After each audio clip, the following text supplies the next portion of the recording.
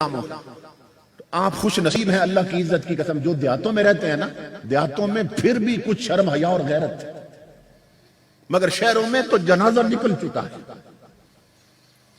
شہروں میں صورتحال یہ ہے کہ یہ جو بڑے بڑے ہسپتال ہیں، بڑے بڑے ہسپتال، 2 ڈاکٹر میرے پاس جمعہ پڑھنے آتے تھے اسپتال، انہوں نے مجھے بتایا کہ ہماری نظر میں، ڈاکٹروں کی نظر میں، ہمارے جو ہسپتال ہیں، پنڈی کا سنٹر ہسپتال ہے، ہولی فیملی ہے، یہ بدکاری کے سب سے بڑے اڈے بنے ہوئے ہیں۔ بلکہ ان کی زبان میں انہوں نے کہا ہم انہیں مہذب چکلا کہتے ہیں، ہسپتالوں کو مہذب چکلا،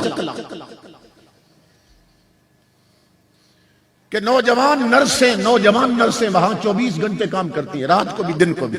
نوجوان ڈاکٹر جو ہاؤس جاب کر رہے ہیں، MBBS کا جب امتحان پاس کر لیتے ہیں نا، 5 سال مکمل کرتے ہیں ڈاکٹر، تو پھر 2 سال پریکٹس کے ہوتے ہیں، اس کو ہاؤس جاب کہتے ہیں۔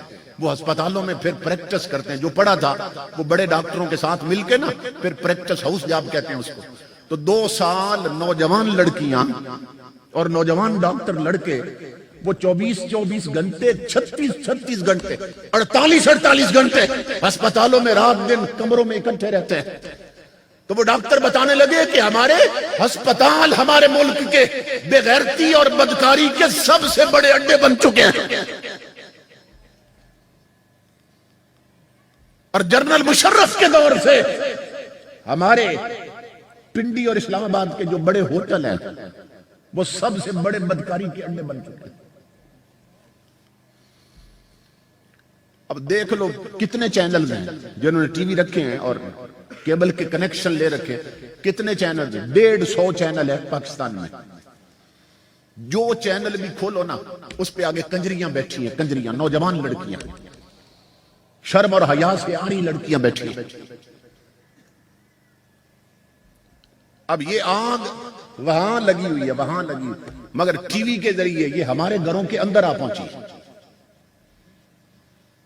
جو آگ وہاں لگی ہے وہ ہمارے گھر کے اندر آ پہنچی، کیونکہ ہم نے خود ٹی وی اندر لگا رکھے، کیبل کے کنیکشن لے رکھے، اوپر 2 ڈشیں لگا رکھی۔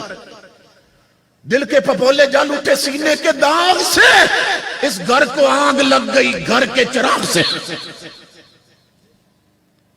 نسلیں جہنم میں اترنے والی۔ تاجدار کائنات نے خبر دی تھی، امام الانبیاء نے فرمایا تھا میری امت پہ ایک وقت آنے والا۔ حضور نے فرمایا تھا اذا فسق فتیانکم وطغى نساؤکم۔ یہ حدیثیں سنیں حضور کی، 15 صدیاں پہلے حضور آج کی خبریں دے رہے ہیں۔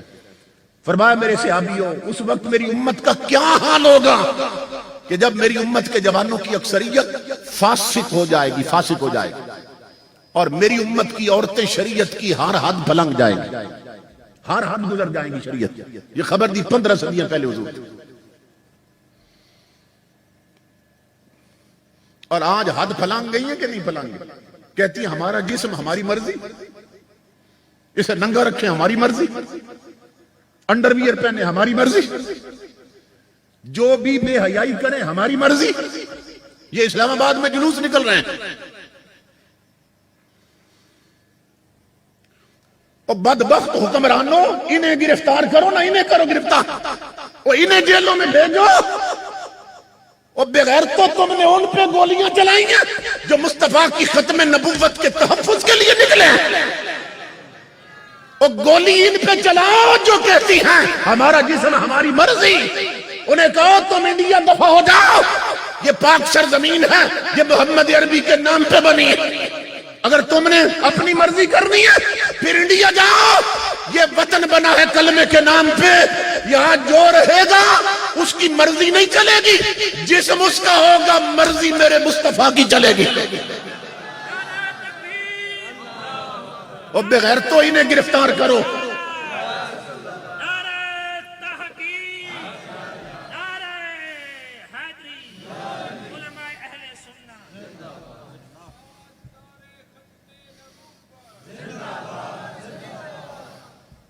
گرفتار کرنا ہے تو انہیں کرو، ڈنڈے چلانے ہیں ان پہ چلاؤ، کہ تم مسلمانوں کی بیٹیاں ہو یا کافروں کی بیٹیاں ہو، کہ تمہارا جسم اور تمہاری مرضی چلے گی۔ نہیں اگر مسلمان ہو اور پاکستان میں رہنا ہے تو پھر جسم تمہارے ہوں گے مگر حکومت میرے رسول کی چلے گی، تن تمہارے ہوں گے مگر قبضہ میرے رسول کا رہے گا۔ تو امام الانبیاء کے غلاموں، تاجدار کائنات نے خبر دی میری امت پہ وقت آئے گا کہ ہوں گی میری امت کی عورتیں مگر شریعت کی ہر حد توڑ دیں گی اور ہر حد گزر جائیں گی۔ اصحاب رسول بہت پریشان ہو گئے تھے جب یہ سنا نا حضور سے، عرض کی وَإِنَّ ذَلِكَ لَكَاهِنٌ یا رسول اللہ، آقا کیا آپ کی امت میں ایسا وقت بھی آ سکتا ہے؟ امام الانبیاء نے فرمایا نعم واشد من، حضور نے فرمایا تم اس پہ حیران ہو رہے ہو، فرمایا کام اس سے بھی بگڑ جائے گا، کام اس سے بھی بڑھ جائے گا۔ آقا وہ کیسے؟ فرمایا کیف بکم اذا لم تأمروا بالمعروف وتنہوا عن المنکر۔ امام الانبیاء نے فرمایا میری امت کا اس وقت کیا حال ہوگا کہ جب وہ نیکی کا حکم دینا چھوڑ دیں گے اور برائی سے روکنا چھوڑ دیں گے۔ میری امت کا اس وقت کیا حشر ہوگا کہ جب وہ دین کی تبلیغ کرنا بھی چھوڑ دیں گے۔ برائی ہو رہی ہوگی مگر وہ برا نہیں کہیں گے، غلطی ہو رہی ہوگی مگر نہیں ٹوکیں گے، حضور فرماتے نیکی کی تبلیغ چھوڑ دیں گے۔ اب دیکھ لیں ہر گھر میں ہر برادری میں شادیاں ہوتی ہیں، آپ شادیوں پہ دیکھیں کہ جوان لڑکیوں نے کیسا لباس پہنا ہے۔ جب ان کی مائیں گئی تھی شاپنگ کرنے کے لیے، برادری میں شادی ہونے والی اور کپڑے خریدنے کے لیے بازار گئی تھی، تو اس کے خامد نے اسے کہا تھا کہ یہ مسلمانوں کی بیٹی ہے اور میرا خون ہے اور میں نے کلمہ پڑھا ہے مدینے والے کا، تو اس کا لباس ایسا نہ لانا جو کنجریاں پہنتی ہیں، جو ڈراموں اور فلموں میں کام کرنے والی ہیں پہنتی ہیں، اس کا لباس وہ لانا جو مصطفیٰ کی شریعت کے مطابق۔ لیکن بازار میں جیسا بھی فیشن کا آ جائے نا کپڑا، مائیں خرید کر لاتی ہیں کہ میری بیٹی تو نے شادی پہ یہ پہننا ہے۔ وہ بدبخت مائیں اپنی قبریں بھی گندی کر رہی ہیں، اپنی اولاد کو بھی جہنم میں اتار رہی ہیں۔ امام الانبیاء نے فرمایا کہ معراج کی رات جب میں آسمانوں پہ گیا، اللہ نے مجھے جنت بھی دکھائی اور دوزخ بھی دکھائی۔ تو حضور فرماتے ہیں کہ میں نے جہنم جب دیکھی تو فرأیت اکثر اہلھا النساء، یہ غور سے سننا، حضور فرماتے ہیں جب میرے رب نے مجھے معراج کی رات جہنم دکھائی تو میں نے اپنی عورتوں کی یعنی امت کی عورتوں کی اکثریت، حضور فرماتے ہیں میں نے اپنی امت کی عورتوں کی اکثریت جہنم میں جلتے ہوئے دیکھی۔ یہ خبر حضور دے رہے ہیں۔ تو ہماری عورتیں اکثر ایسی ہیں کہ جن کا لباس بھی شریعت کے خلاف، جو نہ قرآن پڑھتی ہیں، نہ نماز پڑھتی ہیں، نہ شریعت والا پردہ کرتی ہیں، نہ شریعت کی تعلیم حاصل کرتی ہیں۔ اور امام الانبیاء فرماتے ہیں کہ جب میں نے جنت دیکھی، یہ غور سے سننا، فرمایا اکثر اہل الجنت بلہن، حضور فرماتے ہیں میری امت میں وہ لوگ کہ جنہیں لوگ سائیں کہتے تھے، یہ سائیں ہیں،